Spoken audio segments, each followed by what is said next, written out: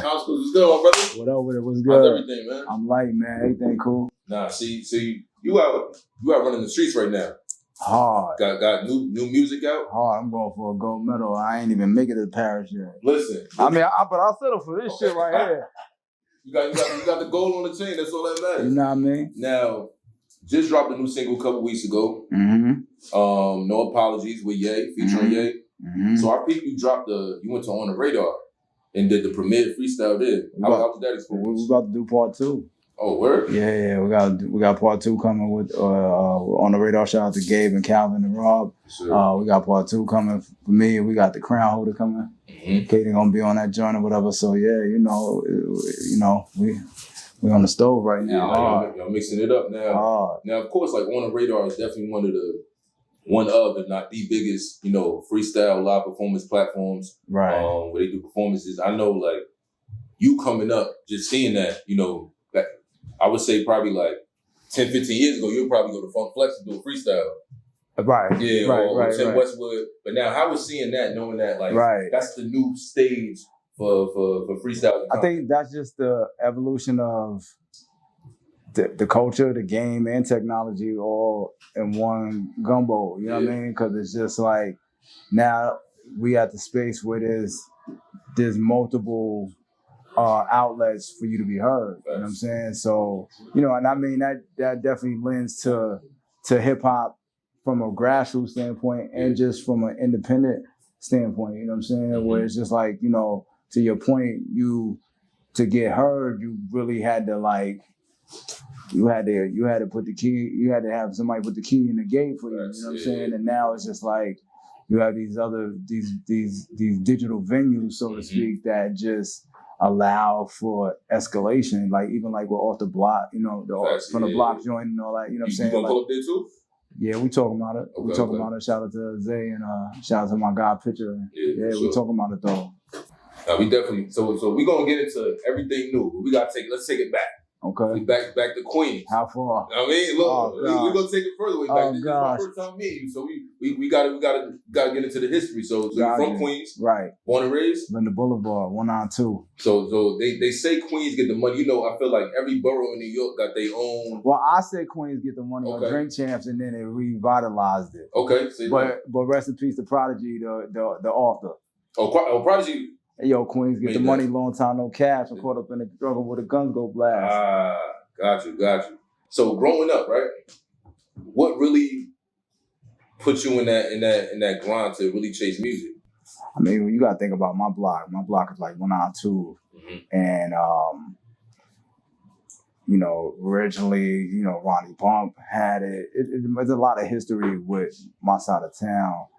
I'm from, once again, Linda Boulevard, 192, St. Albans, on a entertainment note, home with James Brown, Ella Fitzgerald, and on a hustle note, like I seen the whole, I came up, Bump had 193rd, Fat Cat, Pappy, all of them, rest in peace, Shorty Black. I mean, Shorty Black is, his brother, Cat, is my cousin's father. Okay. So it's, my grandfather. Yeah, man, this shit really runs in the veins. I read that Q-Tip your cousin too. It really runs in the veins. That's crazy. Yeah. So, and for me, I never looked at it from a name drop or a clout perspective. It was just when I grew up. And then, obviously that lays the groundwork for potential greatness, but you gotta live up to it. Facts. You know what I mean? Facts. And what was that like? Who were those standards, those examples that you really looked at? I mean, Run DMC used to drive around my neighborhood. Word? Yeah. In fact, we just got off the stage with Run DMC. DMC brought my son out. That's fine. Yeah, he brought my son out at the DMC and Friends in Flushing Meadow. Oh, that was the video you posted earlier? Yeah. That's so that when if anybody saw when Corey Guns was giving Kaden his flowers, he was giving his flowers because DMC brought him out on stage. Indicative of what I'm saying, as far as like it's laid, but you got to walk the dog. Yeah, you know what I'm saying? Yeah. So but yeah. DMC, Run DMC was, like arguably the first superstars in rap. Yeah, they literally would be driving brand new Lincoln town cars through the hood. You know what I mean? And I want to say 1990, the end of 92, 93, I had a cypher run, friendly battle. You know, who won?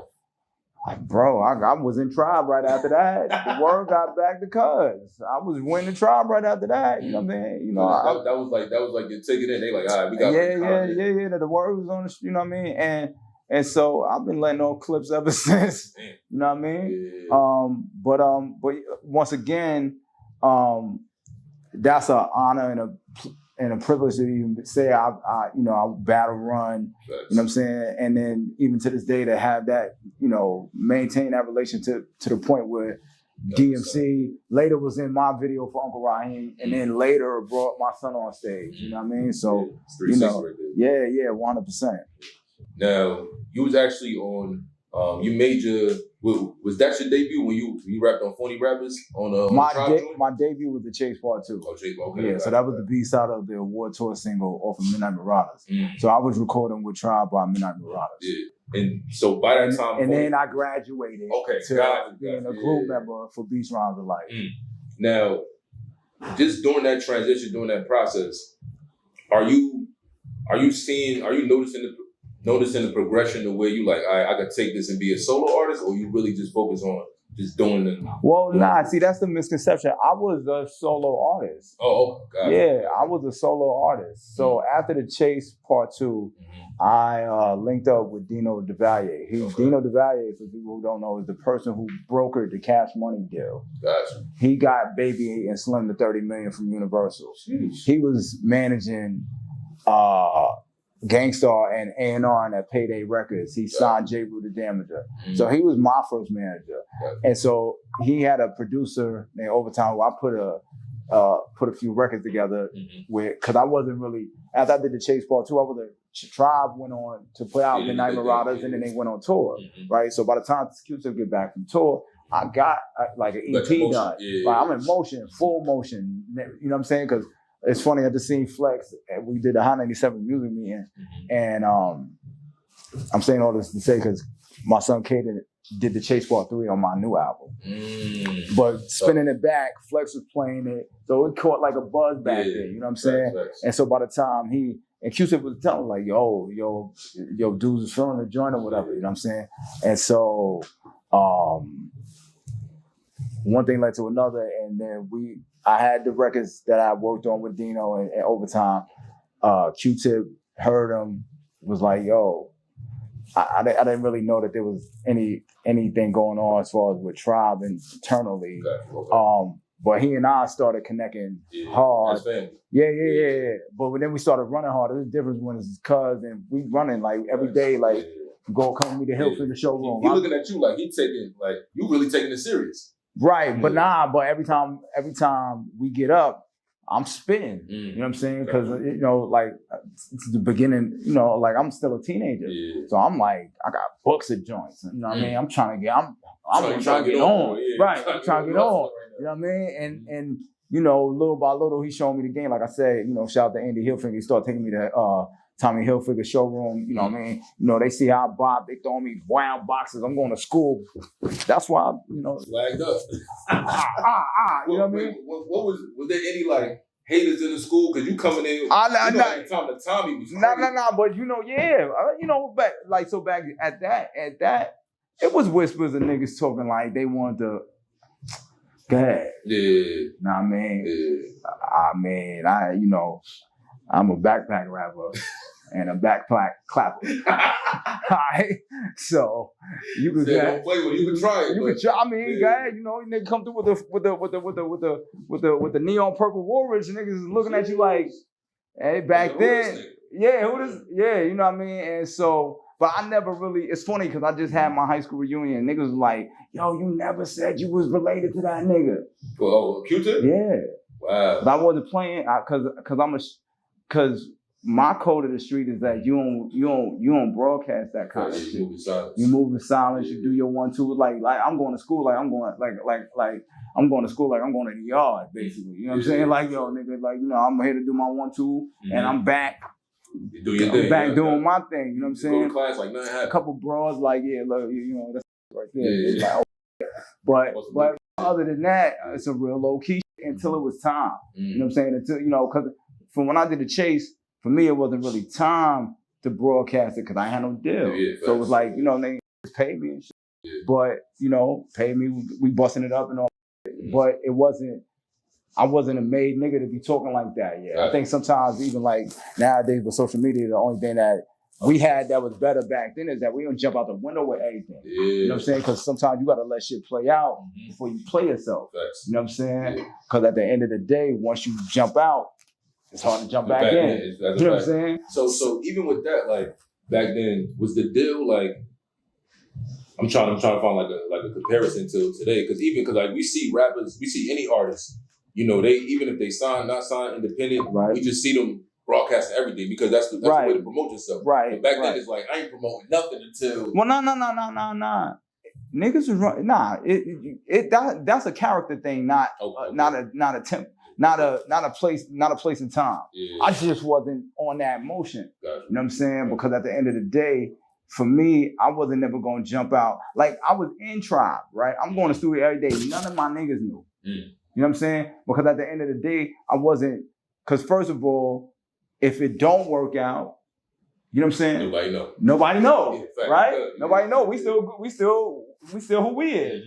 And if it do work out, then it's gonna really work out. You know what I'm saying? And so I stayed low until it really worked out. You know what I'm saying? So first time I popped out with them was Wuhan, was Buster video. You know what I'm saying? As far as like me in the group and all that shit. So when I did that, niggas was like, oh shit, yo, like, yo, that's son from, you know what I mean? So I think in that aspect, I played it smart. Yeah, for sure. And then I skipped over one thing, and I know this is gonna say, but at the time, I know he going through what he going through at this point, but Q-Tip had played my, so we wound up going in the studio, we cooked some shit up. He played it for Chris Lighty and he played it for Puff and shit. And, Puff was like, yo, let me sign him because he had the Big Mac promotion at the time. Biggie and Craig, right? It's before Mason and the Locks came over. You know what I'm saying? So Puff wanted to sign me back then, but what happened was Q-Tip had got offered a imprint deal from Sylvia Rowan. He was like, yo, I'm gonna put you in Tribe as a new member and then we'll do your album. So that's kind of how things have went. End up working out though. Yeah. We got a big single out the joint, whatever. Inducted in the Rock and Roll Hall of Fame this year. Listen. So that's all you could ask for, because I look at especially music, right? Everybody talk about timeless music, like how like they compare different generations and say at a certain era there was like the golden era because timeless music was being made. Now with technology, so many DSPs, it's like you can just upload anything. It's not necessarily people may not receive it as timeless, but at the end of the day, it's like I'm gonna just throw something out there just to kind of just test the water. But back then it was kind of like I'm not really going. Yeah, it was just. I think back then, it was just a lot of inspiration. You know what I mean? I think more than trying to figure shit out. I think you had to have it figured out to pop out. You know what I'm saying?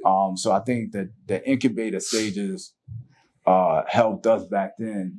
I think with the amount of, like you said, with the amount of volume that's out now, it's like it's almost becomes for the sake of just doing it as opposed to like, with the intention of blowing or with the intention of like, yo, niggas can't see me. You know what I'm saying? I think the intention is I want niggas to see me. You know what I'm saying? So that's a different type of time and shit. No, that makes sense. Now, if we fast forward to Don't Quit Your Day Job, right? Right.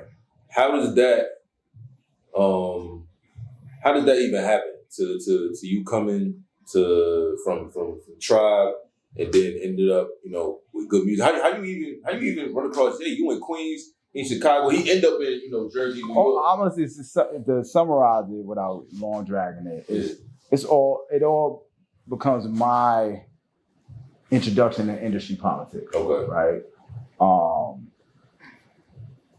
At that particular moment in time, there were stereotypes, there was this, there was that, nobody knew you could be with a crew like Tribe and not come out and then still come out. That was uncharted territory. Yeah. You know what I'm saying?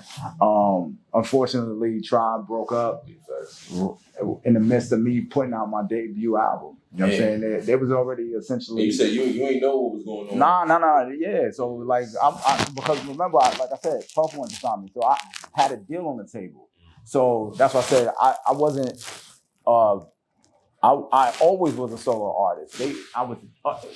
The conversation I had with Q-Tip was, yo, let me bring you into this, and we're gonna spring it off of that. So even when you think about Beats Rounds of Life, I'm not even featured on Stressed Out because I'm considered a member of the group. But in retrospect, I should have. It was a lot of people have a gripe with me over Beats Rhymes in Life because of misinformation. You know what I'm saying? Like they assume they assume that somehow I had something to do with the chemistry of Q-Tip and Fife. If in hindsight, right, if you're me, right, any person would have did what I did, right? You got brought into a situation on a family bop, right? And they tell you rap. You're not gonna rap? Yeah, you're gonna do it. I'm trying to get on. Trying to get on. Yeah. The only agenda I ever had was trying to get on. That's... Whatever problems was happening, that ain't nothing to do with you. How could it have something to do with me? I'm 17. When I do the chase, I'm 16 turning 17. All of them is 5 years older than me, right? No slander, no nothing. Just even kill. Right? We all good. We in the Hall of Fame, right? So there's no reason to shit on nobody. Right. But let's just make a point of point. Claim the air. That's it. Right. Why? How could I have the power in high school to break up a platinum group? To come in and Devo my way into somebody's slot. That wasn't even your type of energy. That wasn't even my vibe, right? I'm telling you respectfully, I had the privilege of battling and run. I'm not sitting here like, and all nigga with all running around with Onyx. I don't, you know what I mean? I didn't have that type of disrespect for anybody trying to get on. I'm trying to get on. Once I'm on, we gonna do us. Yeah. It don't have nothing to do with nobody else. You know what I'm saying? So with the opportunity of being in the studio with Tribe, which was an opportunity, I seized the moment in getting on. I got on. I had a record with Faith Evans while she was pregnant with Biggie's son. Any other nigga would be having an Olympic torch to this day over that shit. But I learned in Queens, you only as good as your last game. That's how I got to Beyonce. Wait. We can't just skip over Faith Evans. Look. I'm the only person that I know, and you could correct me if I'm wrong, that got a record, and it's a hit with Biggie wife and Jay-Z wife. That's different. I mean, we gonna fact definitely the only rapper. Definitely the only rapper. Cause I don't know if The Dream got a record with Faith, cause he might be the only songwriter. Yeah, I'm sure. Yeah, he probably pinned the joint for Faith. We gotta check it though. I'm saying The Dream got a lot of Beyonce joints, so that's we know that. I know that Kanye did a joint with Jay and Faith, but I don't know if it spun like Stressed Out did. Okay. And obviously, me and Ye did the party record. Yeah, he did, sure, you know what I mean? So I'm saying, and definitely backpack rapper, 100% no other backpack rapper got J and B. Wait, explain the backpack rapper. Got B and Faith. explain. We definitely gonna go back to that, but explain what a backpack rapper is, because I feel like it's a term for a rapper that got elites or in the vicinity of elite skill set. Mm-hmm. You know what I'm saying? I mean, if you think about it, it's a rapper who's not here to not rap. Mm-hmm. It's a rapper here to say some shit that's like, ooh, okay. You know what I'm saying? Because I always thought the backpack rapper was like, you just not a gangster rapper. Nah, that's kind of like boom bap. See, there's a difference. Because a backpack rapper essentially could cross. Mm-hmm. A boom bap rapper is just gonna rhyme on certain kind of beats and have a certain kind of aura. You know what I'm saying? A backpack rapper, you could start. Grand Pooh was a backpack rapper, and he cornered the market on stunting. Yeah. Right? But that was his inception in the rap was a skill set. You know what I'm saying? So that's where it comes from. Looking for the backpack, you got a notebook full of raps. Yeah. You know what I'm saying? I wound up signing to the UMA, mm-hmm. which was Q-Tip Ali and Jay Dilla's imprint. Mm-hmm. So me and Jay Dilla spent like a summer working on what would be my solo album. I just chalk it up to like, at the end of the day, without throwing nobody under the bus, you know, like everybody was younger at that time and definitely not like, you know, Tribe to their credit were like elite level hip hop group, you know, and definitely were new to like the executive side of things. And so, you know, if I had to do it all over again, I probably would have did it, but I probably just would have took more of the wheel, so to speak, just because, you know, I would, you know, it's like one of those things you wish you knew then what you know now. Yes. You know what I mean? And so what end up happening is I asked to be released because I kind of seen the writing on the wall. I was just like, yo, you know, that's an executive move by you too, though. Right. Nah, it was a painful one. You know what I'm saying? Because to the public, so in order to keep my relationship intact, I thought the best thing to do was to leave. You know what I'm saying? Because I just couldn't go back to I felt like it would be like a demotion if my album didn't come out, so to speak. I can't, how do you know, if you mean you can't be on David Letterman and Moesha and Rosie O'Donnell and all that and all this, you know what I'm saying? The record is spinning 12,000 times a week, and then for some reason you don't got can't really pop out with it. You don't got a Mace roll out, right? You know what I'm saying? So it's like, nah, this ain't sitting right with me. You know what I'm saying? Right. And so, and it's gonna get sticky because that's family. You know what I'm saying? So it was just like, I think the best thing for me to do is just, I got what I got out of it. My intention was always to do me. You know what I'm saying? So I asked to be released. Yeah. And it happened. And so that's why I wasn't on the Love Movement album. And then, you know, I had one or two deals. I had a deal with Raucus. I had a deal with Relativity. And I found myself indie back in like 2000 and 2001. And then that's when me and Kanye met. And then, you know, it's funny, he had just did the Blueprint album. It came out 9/11. And our paths, I think it was destiny, because I think we both had what the other was missing. And that wound up being the case. It was just like, you know, he had the rap shit. He really just needed a fine tuner. He just needed a real rap sparring partner. And for me, you know, I needed to be on production similar to Tribe, but that had the opportunity to cross, right? Because the Kanye backpack nigga too, you know what I'm saying?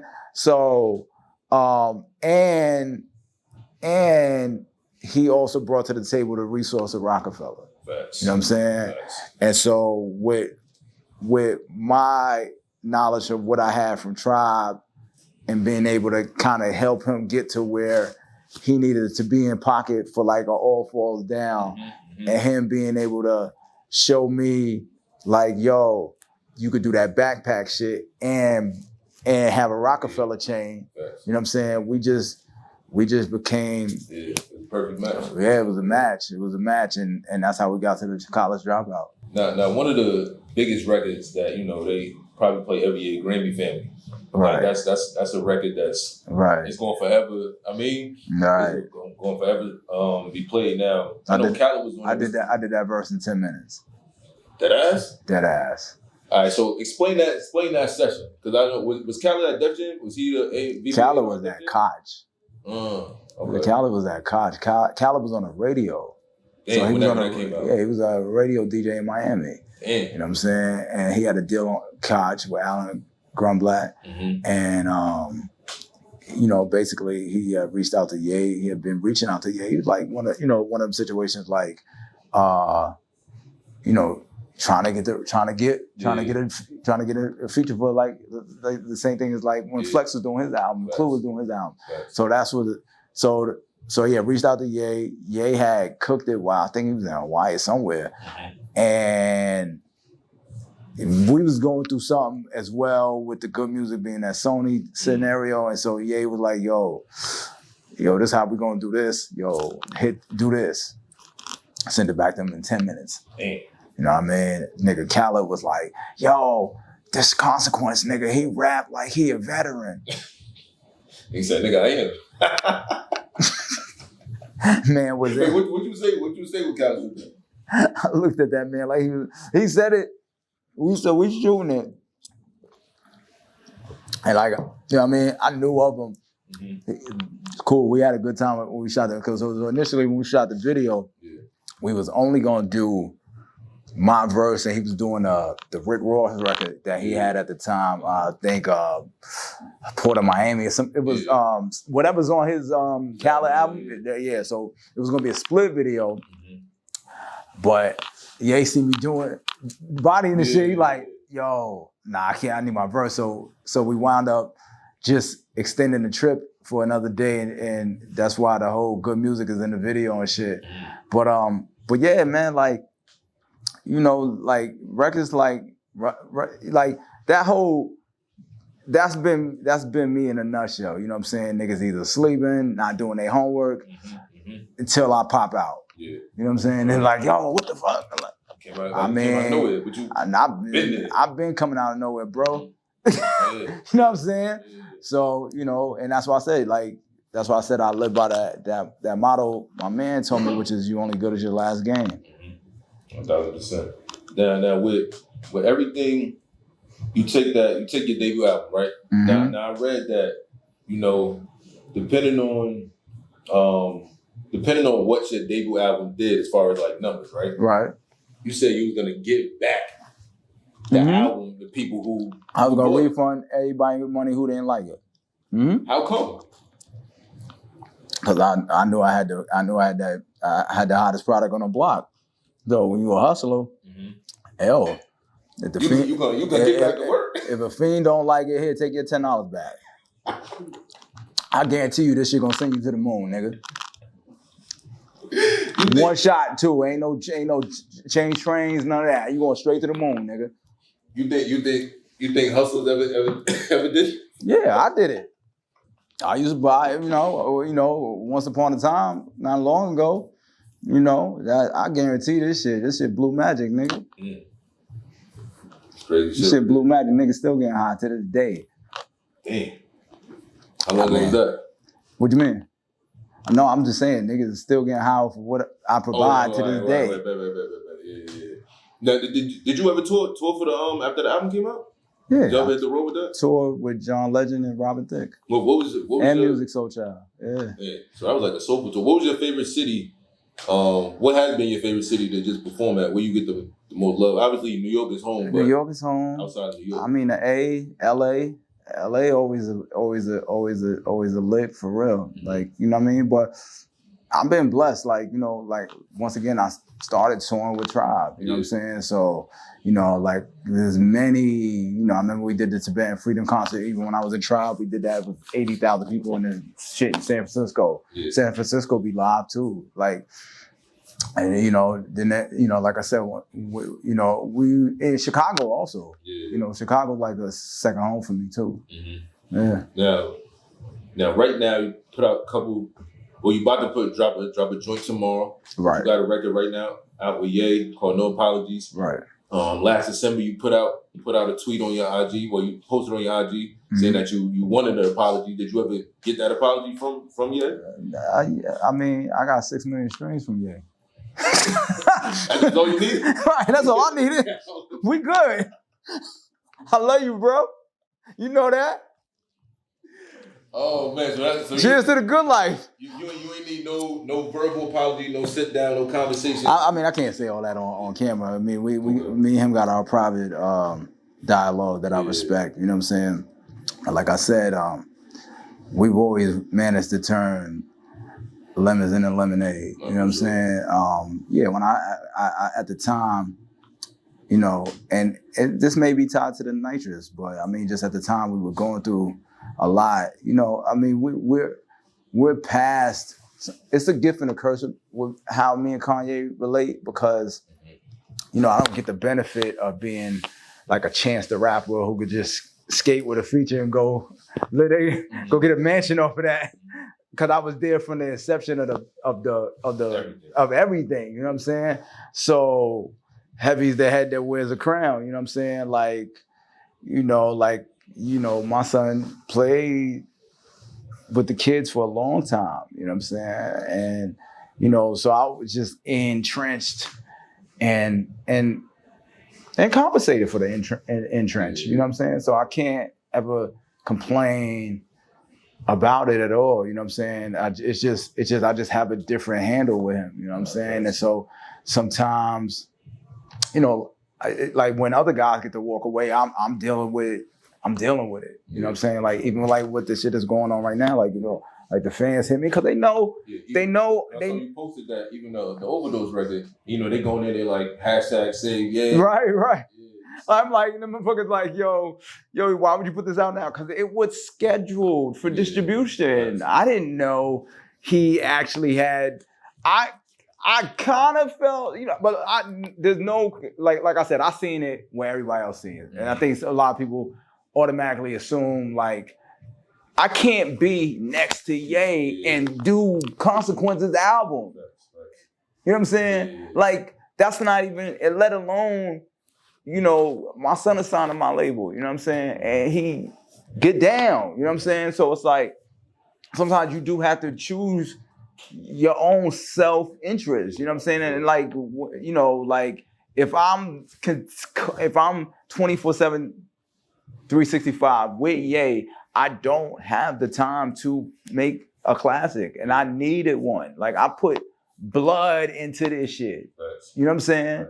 Like I literally, like everything I'm telling you, there's nobody from 30 years ago that gotta know apologies right now. Nobody. Name them. Put me on. Okay. Let me add it to my playlist. Who got one? Yeah. You know what I'm saying? So it's like that, you don't just get that. That's just not magic, bro. You know what I'm saying? That start from way back to the... But not even now, I'm just saying to that level of concentration to make a record that's even relevant. Yeah. You know what I'm saying? Like, niggas is washed. Well, who niggas you talking about, Kyle? You gotta be specific. It's a whole, niggas is washed. Niggas is washed. Niggas is washed. I don't have to point anybody out. You could just go back. Niggas is washed. And rightfully so. When you get to a certain threshold of creativity, you want to live your life. You want to have a wife. You want to, you know what you got to do to fucking rap? This shit is fucking worse than the NBA. And look at niggas. Niggas that get a gold medal right now, they literally cannot be with their wife this whole time. Or the jumper is off. Yeah. You understand? You gotta be in the lab. You gotta commit. Mm-hmm. It's a commitment. Yeah. You know what I'm saying? Like it's a commitment. When motherfuckers saying just think somebody it ain't that they just fell off. It's just their concentration is diverted into a whole nother realm that it wasn't when they was trying to get on. Niggas try to get on so they could be on, so they don't gotta do this shit. I love it. I just happen to love it. You know what I'm saying? And I happen to take my craft. I'm committed to my craft, so that's why I can have no apologies. But But when I say niggas is washed, it's almost like, and rightfully so. Like niggas is washed, niggas' stomachs is out there and shit. Like niggas is living. Talking. Huh? That's just competition talk. Right. No. That's just that's life shit. It's bigger than music. Like life is bigger than music. Like niggas get to 40. You don't even have to be 50 or 60. Yeah. Niggas get to 40 and be washed, bro. Like they just come home, do what they women tell them to do, and that's life. And they cool. And that's called settling down. You know what I'm saying? That we because we're on the internet so much, we don't realize how many real niggas is just settled down. Niggas is just like, I got my job, I got my 401k, I'm chilling. She do whatever funny shit she do at midnight to me, and I get up the next day and I start all over. Right, wash, rinse, and repeat. You know what I'm saying? And so, and there's nothing wrong with that. But in order to be elite as an elder statesman, that should take a minute. For sure. And the last, this is my last question about Ye. As far as the alleged, it's all alleged right now, nothing been proven. As far as the alleged, addiction to nitrous gas, how much of that do you think is attested to the right people not being around him? I ain't gonna answer that because he would be upset with me even doing that. I ain't, what I mean? Because it's just speculation, but just still speculation. And that's a grown man. Yeah. Whoever he got around him that's what he want to do. You know what I'm saying? Like he ain't inept to like decision making. So whatever, as far as I know, you know what I'm saying? So that ain't really for me to speak on. No, without it. Now, you said your son is signed to your label. Right. He getting his flowers recently from Corey Guns. Right. Who's a spitter. Right. Crazy spitter, another son of a rapper. Son of a gun. Son of a gun. Yeah, son of a gun. So son of a gun and a son of a shooter. So when is this son? Matter of fact, he here. Tell him. Kaiden. He can pop up. You can pop out? He can pop out real quick. What's good, bro? How you? Now you can pull up a chair real quick. Pull up a chair.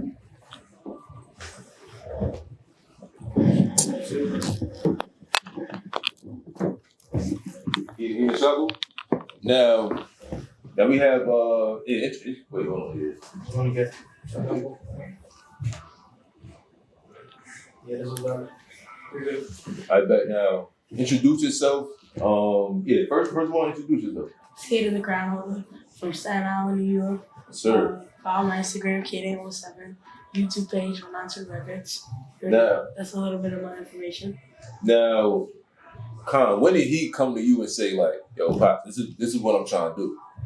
It went in stages. He been rapping since he was 3. You know what I mean? So how he got engaged with it was just basically, I had an interview with the Breakfast Club, and he was going to summer camp, and I was dropping him off to get dropped off, and he was like, "Yo, I don't want to go.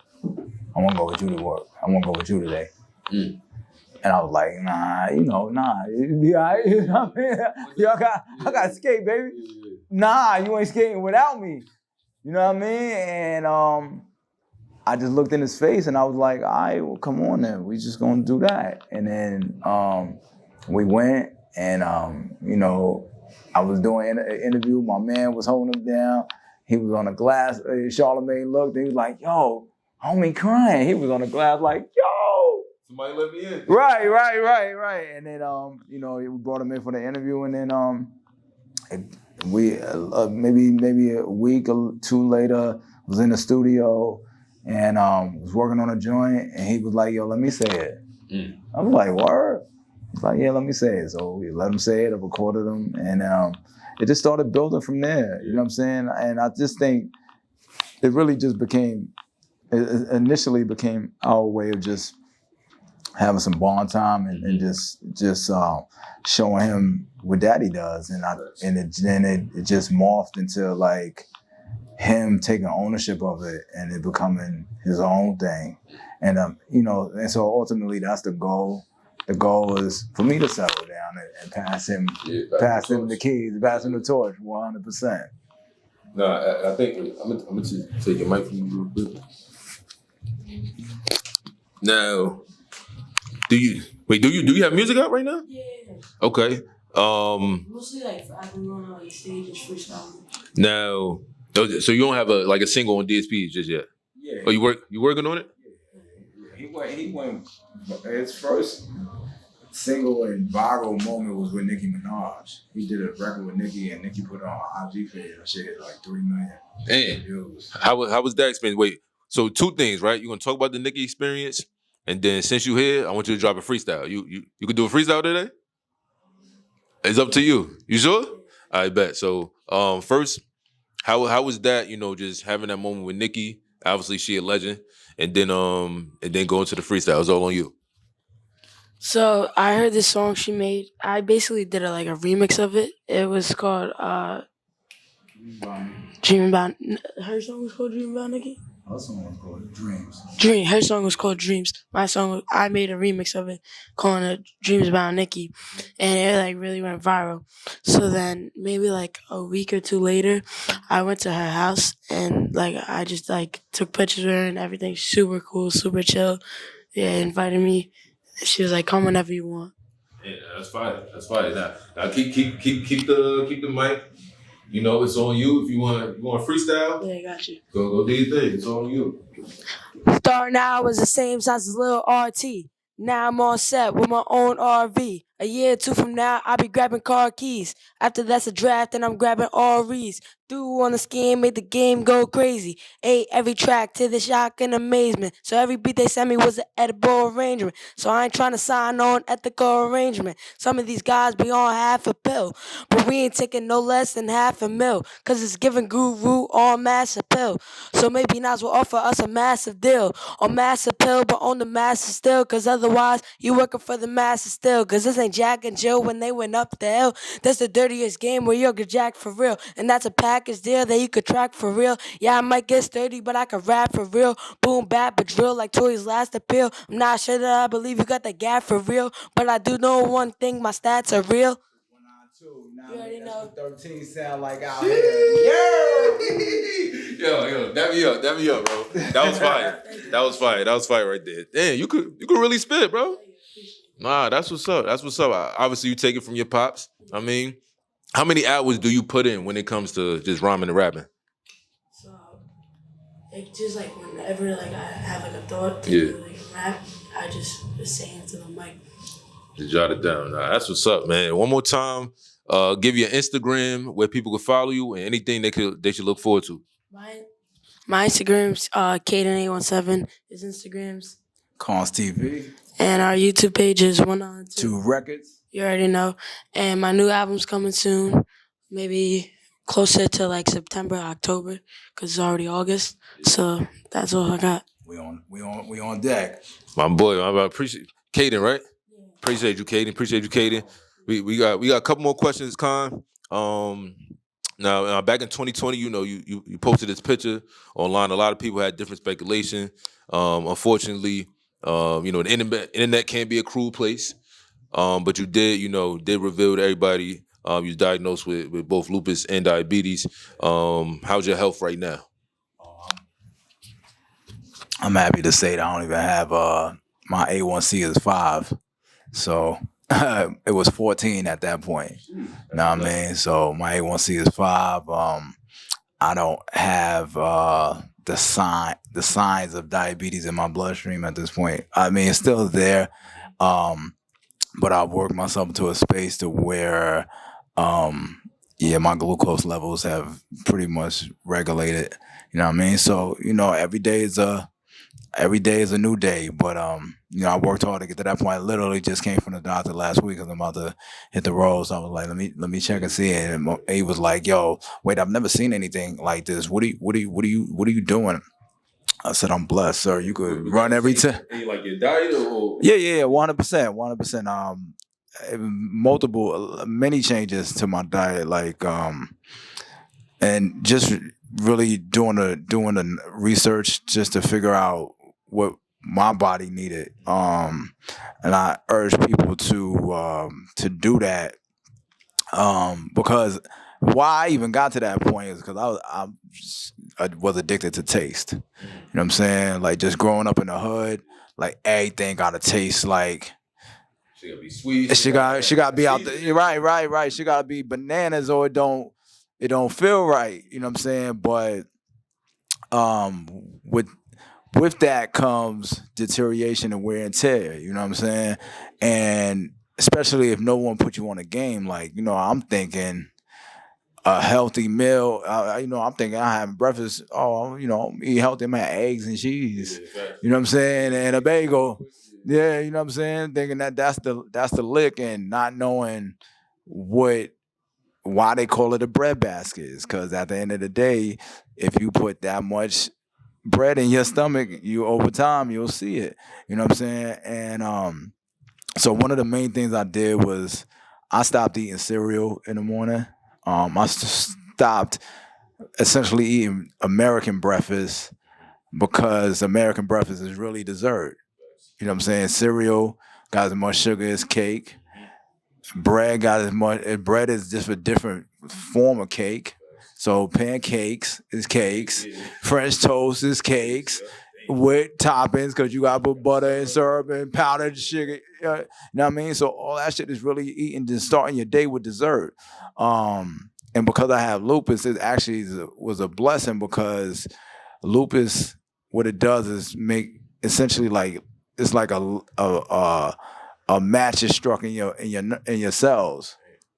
So when I found out all the information about it, I was like, well, we know the only thing that fights fire is water. You know what I'm saying? So I was like, what? Let me do the research and see what has the most water in it. So now he mad at me, but even with him, I'll be like, yo, I only eat cucumbers for breakfast, and maybe like a strawberry. And not straight cucumbers, but I'll be like, yo, you gotta eat some cucumbers. You know what I'm saying? Fruity Pebbles, beloved. You know what I mean? But you know, if you knew better, you do better, right? So you know, I definitely.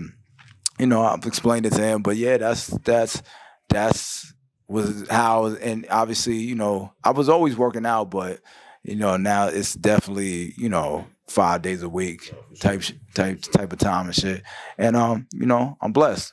Sure, man. Definitely good to hear. That's all good news. Definitely good to see you healthy. I know you say you about to hit the road, about to get things popping. Single, we just gonna say the single out now because it's dropping Tuesday. Single out now. Both with No Apologies with Ye. Overdose with YMW Melly. Khan about to go crazy. So is that, tell me you got an album coming out before the end of this year. Oh, no, that should be on the way, nigga. Oh, it's on the way? Yeah, help people loaded. What, you got a title? Nice doing business with you. Say the title one more time. Nice doing business with you. Nice doing business with you. Man. So outside of the... Featuring Ye, YMW Melly, Caiden The Crownholder, Caiden The Crownholder, and the legendary Chris Rock. Sheesh. You got Chris Rock on there too? You heard it here first. New album by Consequence. Say the name again. Nice doing business with you. Nice doing business with you, featuring Ye, YMW Melly, Caiden The Crownholder, and Chris Rock. It's about to go crazy. We want to give a big shout out to Consequence for pulling up, Caiden The Crownholder pulling up, and Cons. I know everybody know who you are, Kaden. Everybody know who you are, but once again, give your IG and everything people can look forward to. So once again, you can catch me on IG at Cons TV. Catch me on Twitter. It's the Cons. And our label is 192 Records and Caiden The Crownholder. Kaden on something. You know the vibes. Yeah. So make sure you check us out, man. And you know, we outside, man. Nice doing business with you on the way. Make sure you stream and download No Apologies, featuring Ye. Overdose featuring YMW Melly. Look out for the Chase Part 3 featuring Caiden The Crownholder. And you know, and we got that 192 album coming out 40 years out and Caden's debut. We ain't playing no games over here. It's Queens get the money, not Queens playing no games. There we go. You rocking with Jiggy Jones, Consequence, Caiden The Crownholder.